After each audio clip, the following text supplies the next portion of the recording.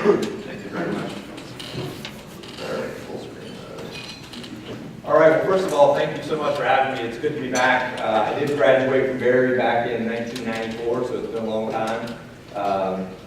But being back has been fantastic. So I got here yesterday afternoon and walked around a little bit, and a lot has stayed the same in terms of some of the beauty and things that I remember, but there's a lot of new buildings and a lot of energy, so it's great to see.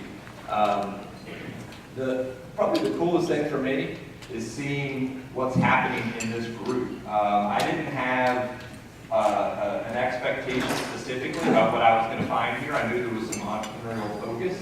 I knew there was this program that Rufus and I have been talking about for years, and I was excited about, but I really didn't know what to expect. As a matter of fact, my wife asked me day before yesterday, she said, let me understand this. You're going to speak at a conference at a college, and it starts at 8:30 in the morning.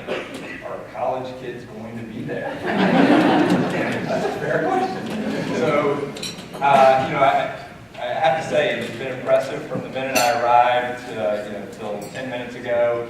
The fact that you guys you're here, you're professional, you're articulate, talking to the students that run enterprises last night. Every single one of them was impressive. So anyway, congratulations on the stuff you guys are doing here. It's fantastic.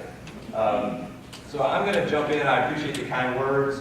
I've had a little over 20 years as an entrepreneur. I started my first company about 6 months after Barry.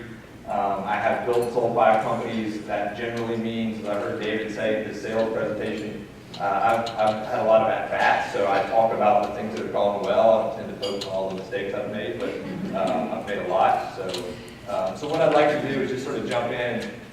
How many people have seen the movie The Social Network? Okay, good. I was a little bit worried about my age, maybe not. I haven't seen it. So the Social Network is the story of the founding of Facebook, right? So it's Mark Zuckerberg.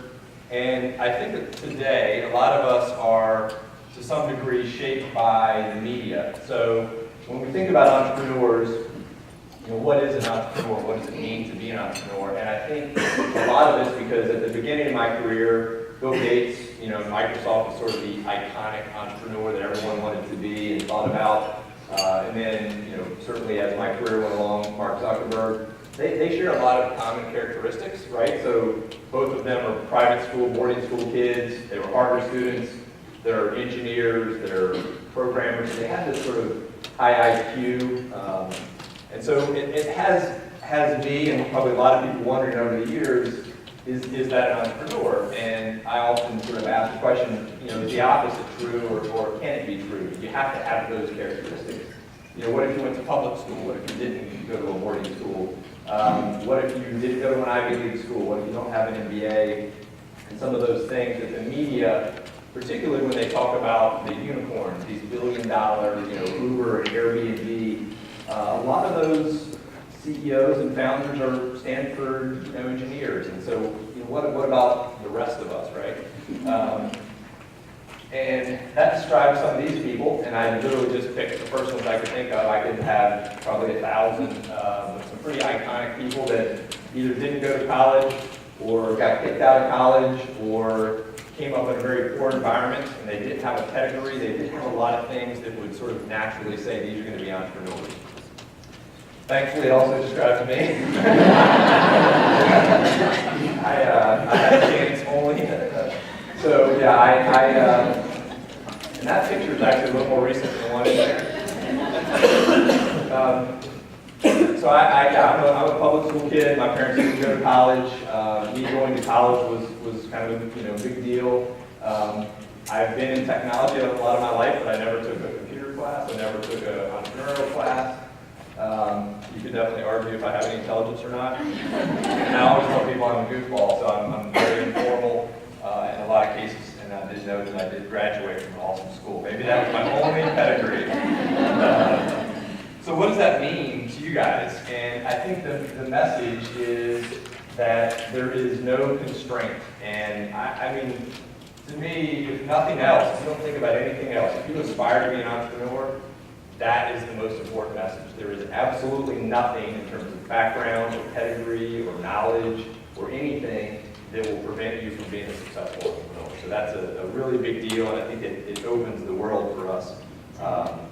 And candidly, you guys, just what I've seen in the past day or two, are getting a lot of the foundational things that almost ensure that if that's what you choose to do, you can be successful. So you're off to the races, which is great. And by the way, I'll talk really fast so I can take questions.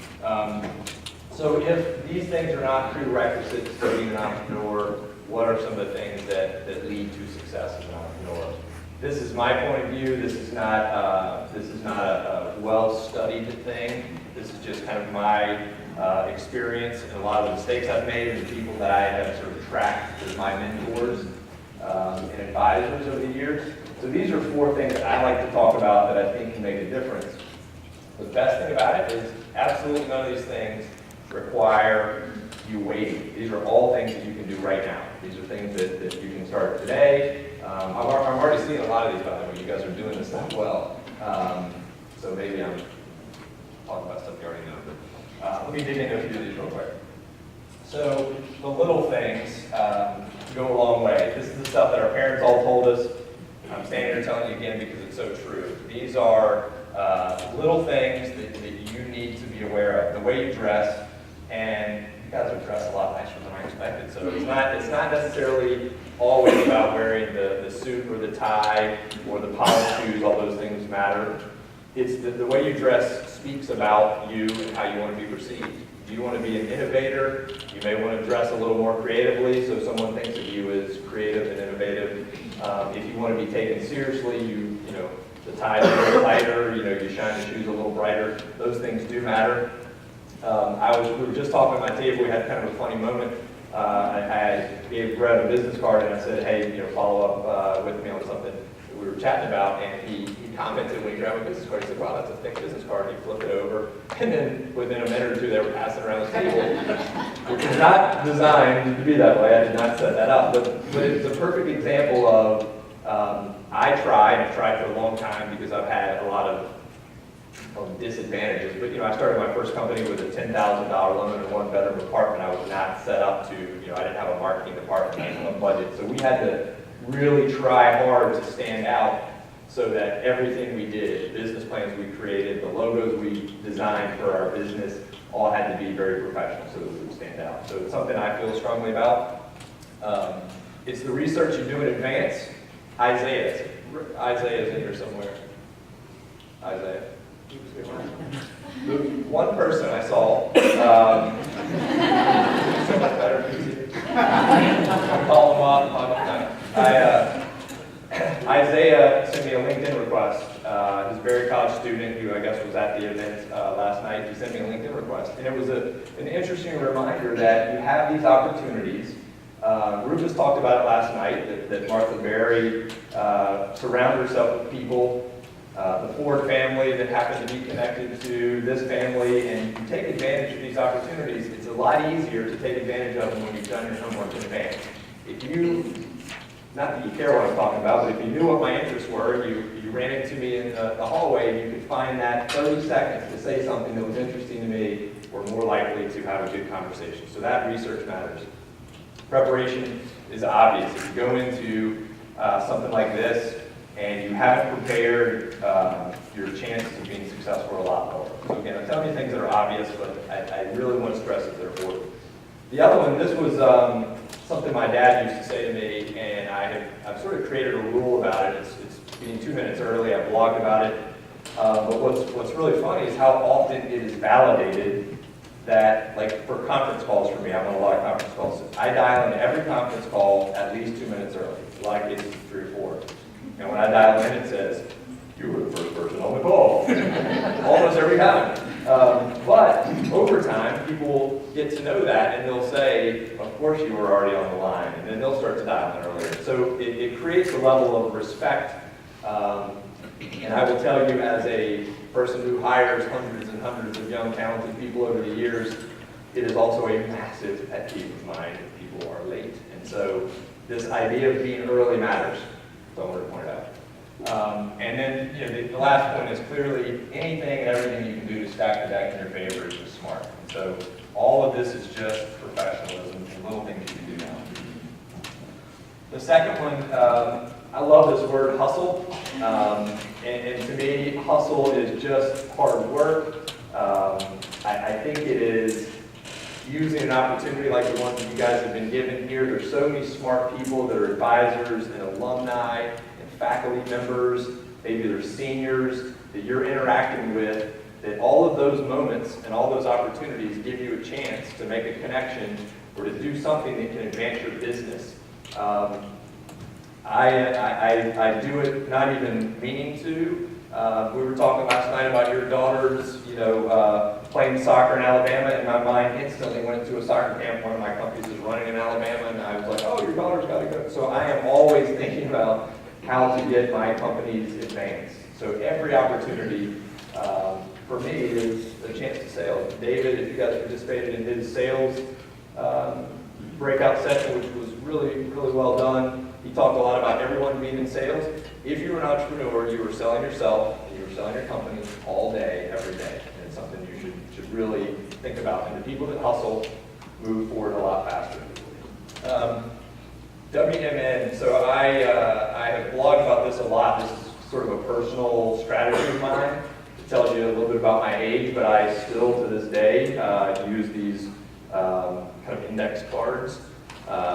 Usually they're printed with a cool logo on them, something very similar to that.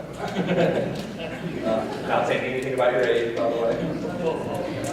But for probably 15 years now, when I go into the office in the morning, or if I'm sitting in my house in the morning, I take out an index sheet of paper, and now I just use the acronym, but it's what moves the needle, and I literally write it across the top of the page and write 3 things that will actually advance either my company or my career or something I'm trying to do. Because I don't want to spend any time in something that isn't going to move the needle, meaning it's going to have a pretty dramatic impact on my life, my family, my company, whatever it is. So I use that sort of lens to look at the world and how I spend my time. And the reason that's important is if you look at your to-do list, most of us as we get out in our careers, our to-do list far exceeds our ability to actually get it done in a day or maybe a week. And now my wife adds to it as I pick up stuff. It's good. So having this sort of filter say, I'm going to stare at things and work on things that actually can move the needle. That's the thing that we do. Let's see if there's anything else I want to comment on here. Again, there is, I wish there was a shortcut, and as you have entrepreneurial experiences and you learn things, you certainly learn more efficient ways of doing things, but I have never been able to decouple or remove the correlation between hard work and effort and success. I just don't know any other way to do it. You just have to work. You just have to put in the time. Conviction. There's been some great books, some great TED Talks, a lot of people speaking about the why you do things. And it's really cool for me to see it because this generation that most of you as students are in has a little better lens to look at the world and think about social impact and how you spend your time and what it means to the world. But I think it can go a long way as an entrepreneur because being an entrepreneur is challenging, it's hard, it's not all glamorous. So when you can answer the question to yourself why you're doing something, it allows you to get out of bed a little bit earlier. When you're facing a tough situation, and you can go back to the mission or the why you're doing something, it's often the thing that will carry you through to get to the ultimate goal, which is whatever you set for yourself. And I also think it's really valuable. We've talked a lot about marketing in the last day or two. It's valuable to use that why externally. And you need to tell the world why you're doing this. Why are you building this company? Why do you care about it so much? If you can let the world know that, then they tend to conspire to help you. They want to believe in your vision. They want to join your cause. They want to drink the Kool-Aid. So I think you should share that. And then, kind of this next point is very similar. Enthusiasm is contagious. If you are excited about something, even if I don't understand it, even if I don't really know why you're so personally excited, it's really hard for me not to get pulled into that. My old business partner used to joke around. He used to say, I've never seen a deal I didn't like, because if I sit down with an entrepreneur who's really convicted about something, I just fall in love with it. I'm ready to help. I'm ready to jump in. And so luckily he was smart enough guy to tell me to stop a lot of times. You can't change everything, but that's an important point, that once you really have conviction and believe in something, and you carry that into your conversations, people are going to want to be a part of it. And it's going to lead to hiring better people, selling better, all the things that come along with it. So, you know, there's this big debate of, do you choose something to make money? Do you choose something because it's your passion? I've been very fortunate and blessed that I've been able to weave a lot of my life in this kind of big ball of things I'm passionate about. I'm a big soccer guy. I play soccer here. It's been a life passion of mine. It's allowed me to do a lot of interesting things. I've taken that soccer into the business world. I've taken the business world into soccer. I'm a big family guy. You know, I haven't, knock on wood, I haven't missed donuts for Dad in 16 years. I mean, I don't, you know, I plan my life around things that are important to me. But it's also worked for me. You know, I was never one of those people that had the fortune when I was just getting started that I didn't have to work or I didn't have to worry about money. I had to sell to pay my light bill. So I think sort of picking things that you're passionate about really help you through that stuff. The last one of the four, and I saw this quote earlier, which is great. I love this quote. The difference between success and failure as an entrepreneur, as a startup, as a new venture, you've all probably seen the stats, and they change every time I see them, so I didn't want to put a chart up. But whether it's 80% or 50% or 99%, most startups fail. Unfortunately, that's just a fact. The difference between success and failure, in my experience, and I've lived it with my own companies, and I've seen it with a lot of companies I've been involved in, is often not, was it the right idea, was it the right timing? It is, does the entrepreneur persist? Do they keep going when the odds don't look great, or when the challenges or the hurdles have been thrown up in front of them? Do they keep going? I was on the board of a company that the entrepreneur I knew very well, the CEO, they had their first big challenge, and he basically went, you know, I'm out, and he stopped. And I was thinking to myself, you know, in this situation, I've never felt that. I've been in this situation many times where I had no idea how I was going to make my next payroll. I had no idea how I was going to pay for something at home or how I was going to deal with this issue. But in my gut, I just knew I had to continue. I had to persist. And so the difference and this is probably true in life, that I'm talking about as a startup person, as an entrepreneur. Persistence will differentiate you from a lot of people, because people tend to get off, and it's just a fact. I think success as an entrepreneur, it's also knowing this. The reason this quote's relevant is because you're going to get punched in the face. There is not a clear path. There's not a, in my experience, I've never had it sort of click, click, click. It's always been, I'm starting out with a business plan for an idea. The market says that's a bad idea. They don't want to pay for it, so I have to turn a little bit right, and then, okay, that's not quite right. I have to go this way. And so navigating through the turbulence of a startup and what the market's telling you, your ability to do that, to adapt and to change, is a big, you know, sort of key factor. So persistence is that fourth one. The other thing that I really, really want to stress to you guys in particular, the students here, is I am so pro-entrepreneur that I am not able to give people other advice. When people say, I have this option to, you know, get this great job, or I can be an entrepreneur, or I can join this startup, like, always throw out that option, in my opinion. I always right to. No, I'm very, very pro-entrepreneurship, and I'm very opinionated. And this is one of the main reasons why. Because in my opinion, there is no downside. Now, that doesn't mean that you're going to join a startup, whether it's your best friend or your brother-in-law or your own, that it won't fail. But you will not leave that process not having learned. You will learn so much. You will experience so much. And I would argue that you will do it so much faster than you can in a traditional role or traditional environment. And not to overly stereotype, so I won't pick on any particular industry or anything, but you know, if you find yourself after graduation going into a role where you're in a sort of a cubicle, you have a very defined job, Doesn't mean you won't do well in that job. There's nothing wrong with that if that's the path you choose. But the scope of that job has a pretty tight box around it. It may be accounting, it may be marketing, it may be customer service. And you'll learn some valuable skills. If you're a startup entrepreneur, if you choose to start a business like you guys are doing with these enterprises, you learn accounting, you learn finance, you learn sales, you learn marketing. You're definitely going to learn customer service if you're talking to anybody else. Make people mad, you have to deal with it. There is almost no way that you won't come away more valuable.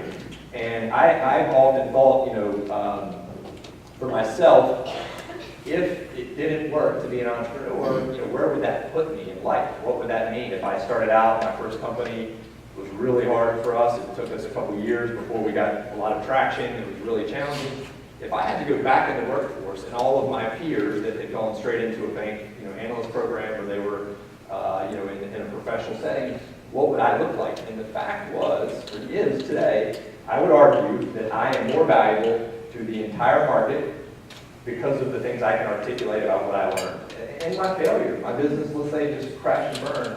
I call David, who has hundreds of employees in Atlanta, and I say, David, I've never sold benefits before, but I know how to talk to people, and I sure do know how to solve problems, and I know how to listen, and I've run a P&L, and all of a sudden he's going, wow, this guy looks a lot different than everybody else that came in that maybe they know how to sell, but they don't really understand P&L. They really don't understand. So to me, I would really challenge you guys to remove the idea of failure as it relates to entrepreneurship and startups and business completely from your sort of thinking, and just look at anything that doesn't work in the traditional context, meaning you ran out of money, nobody wanted to buy your product. Those are just opportunities for you to learn something else and move forward. So I'm a big believer in that. I think that's important. So I'm going to actually stop right after this, but one of the things, again, David, sorry, I picked on you. Your speech was great. You've got really good resources around here. So I was citing David's, and he referenced a Harvard study, which I had actually never heard of, which was cool, and it was, I'm truncating this a little bit, but basically they did a study of Harvard MBA students. They asked them a series of questions about goal setting, and did they do it? Did they write them down? And I think the brief version was the 3% of Harvard MBA students who wrote down their goals, and they were clear, and they had a plan to achieve them, had a 10x earning sort of potential or earning results when they went back to those students 10, 15 years later. And I tell almost every single company I work with, I always do the same thing. I say, go out 3 years, because to me 3 years is a long time as an entrepreneur. A lot of people talk about 10, 20 years plan. I can't think out that far. So I always say, get 3 years out and tell me exactly where you want to be. And I want every detail. I want you to tell me where you're working. Are you working in an office? Are you at a stand-up desk? Or are you laying on the beach? What are you doing with your day? Who are the people that are around you? Have you retired? I mean, tell me every single detail. Smell it, think about it, live it. And then we start to back up and say, okay, I've got it. We've got a clear picture. And hopefully it's something that is aspirational enough that they want to achieve it, right? So if you paint a great picture, you're going to want to get there. If you're laying on the beach and wherever you are in the world, in 3 years, you're going to fight hard to get there. So I would challenge you guys to think about this from a goal-setting perspective. Maybe it's 3 years after graduation, what does life look like? What are you going to be doing? Where are you going to be living? What's it going to feel like? Who are you going to be around? Put it all down in detail. Again, it was a great study, and so those of you who got that handout, or go find that Harvard study, because it sounds like it validates this to some degree. But this is a great way to plot out life. It's a great way to plot out startups. I do it myself. I do it every time I think about a new business. Once I decide to pursue it, I immediately go out 3 years and say, what am I going to be doing? What does it look like? So that's one of my challenges to you guys. So I will take a deep breath, since I talked 100 miles per hour, and answer questions. I'm open to anything you got. Not all at once. Questions? Burning, deep, hard questions. I've answered every question in 10 minutes. Over here. Yes, sir. You spoke about failure and learning from failure, and everyone of us experienced failure during our lives. What happens? How do you get that feedback when you do fail and no one really offers you any criticism or feedback, is it appropriate to just respond and say, okay, well, I didn't get this job. Do you have any recommendations for things that I could do to improve upon my skills and abilities? Yeah, it's a really good question. So when you experience failure, that's telling me time's done. Almost perfect. Never happened. I think it's very appropriate, and it's the right thing to do is to try to solicit feedback. A lot of people call it 360-degree feedback. You know, your boss, people you report to, people to your left and right, people that work for you, your loved ones. I mean, trying to get a really comprehensive view of what you're doing wrong is super valuable. We heard it last night in the keynote presentation about mentors. 100% agree with that. My mentor has given me so much good advice over the years, including one time he told me I talked too much. So I took that to heart. But so I think it's appropriate to ask for feedback, and a lot of people will give it to you. And if you're not getting feedback, I also think it's always in how you couch the question, right? And asking these good questions is just telling people you want to get better. I want to be so good at this. I want to learn. I want to be a lot better than I am. And I would do the same thing. I'm not a great speaker. I know that. And so from your perspective, after this, I would love to know what would make me a better speaker. I probably misspelled something on there. I can spell it. So getting that feedback is important. The other is just honest self-reflection. And so, you know, when something isn't working out, I think it's really good to take the time to sit down, to sort of, you know, decompress and say, okay, well, how could I have done that better? My first business partner and I, we used to go to meetings together. He was an engineer, a lot smarter than I was. We'd go to these meetings. We'd get in the car on the way back and call it postmortem. The whole way back, we would tell each other, you should have said this. Why didn't you do that? You know, and it was professional, but it was, it's still hard to hear it, you know. I mean, he would always tell me, you should have stopped walking 10 minutes early. But yeah, solicit feedback on anything you're not doing well, because it's an opportunity to learn. Yes, sir. What your first 2 years out of Barry look like? So I left Barry in '94. I graduated. I was playing soccer. There was a new professional league at the time called the USL. I was playing soccer. I had this delusional vision of soccer that I thought it was like private jets, hotels. I was on a Greyhound bus to Delaware. All of a sudden, I was like, this isn't that great. So I played a little bit of soccer, but I joined and I was a psychology major. So nothing I have done, although psychology was a fantastic foundation for life. It was not directly correlated to anything I did. I joined a small 6-person software company with no technical experience in their marketing department. It was my first job. And I met an engineer there who became my first business partner. We worked there for 6 months. I honestly knew the very first day of where this is that I was not going to last. The president of the company came in and said, okay, we're going to have a strategy session. Everybody grab your stuff. Let's go to my office.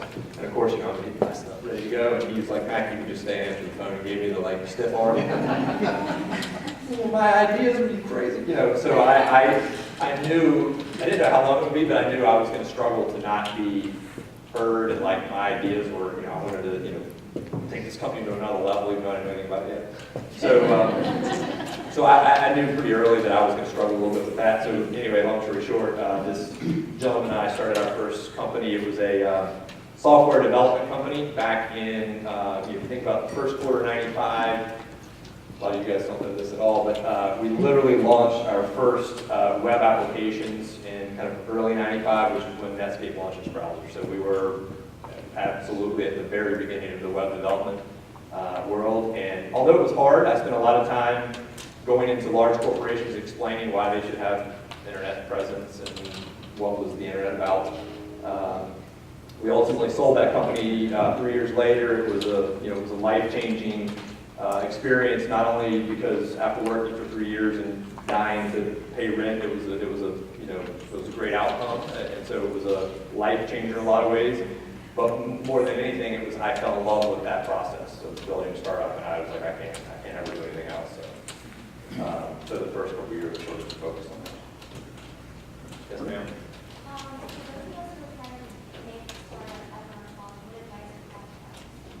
So started. Yeah, it's such a good question. I am so jealous of you guys.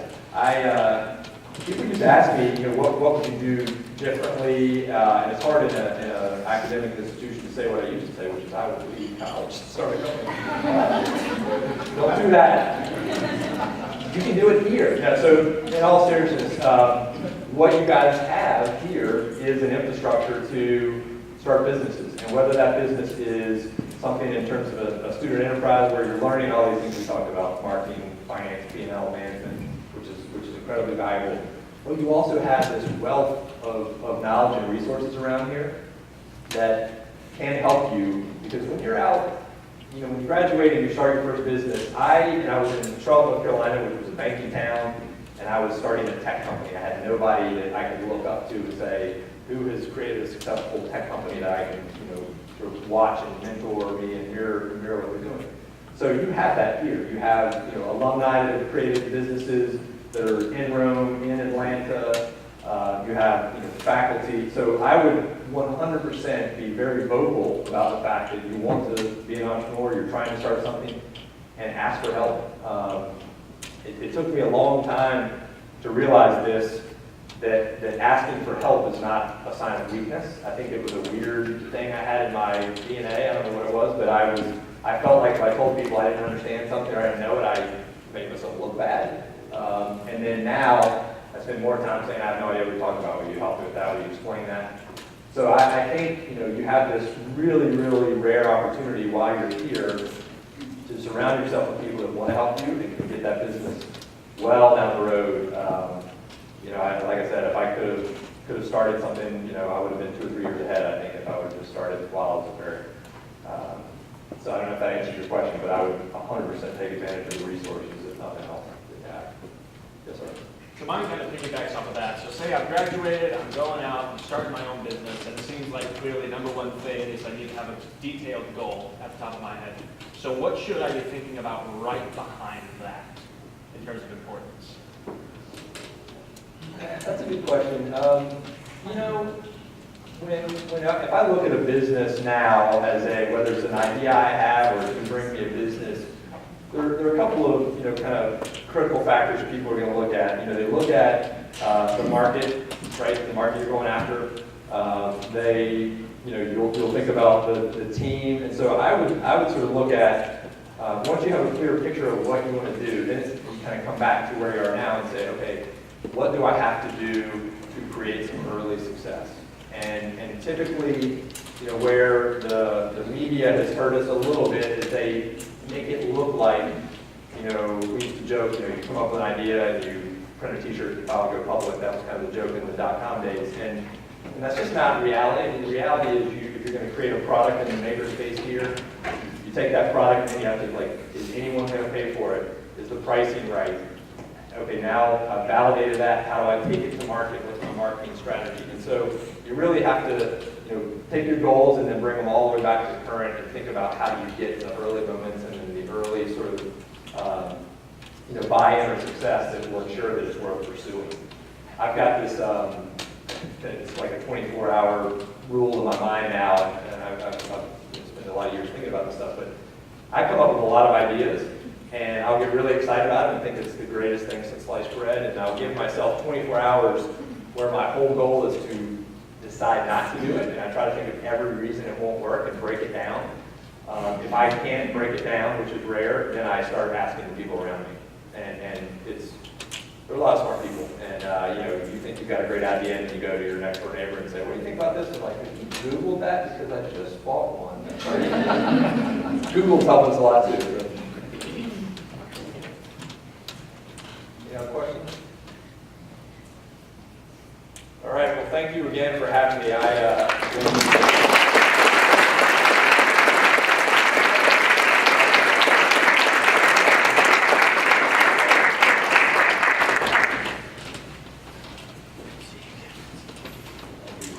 Sorry. I don't know why.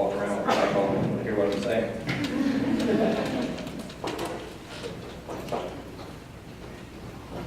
Give Mac another round of applause.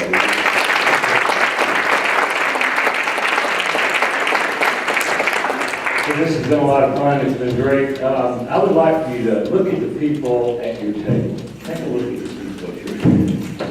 Think about what we said last night if you were with us. Remember that Henry and Clara Ford and Martha Berry had a mutual friend in Thomas Edison. They made connections, and look how powerful that connection was and how long that has lasted, and the benefits and impact of that at Berry College. Take a look at the people at your table. Shake their hands and tell them thanks for being here today. Make that connection once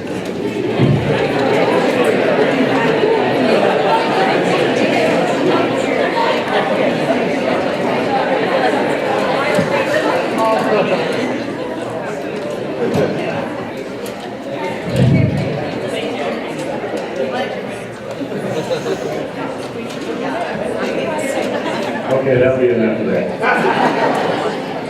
No, so I hope you understand the value of connections. I hope you understand the value of networking and the power of this one-on-one relationship that we've all established with each other.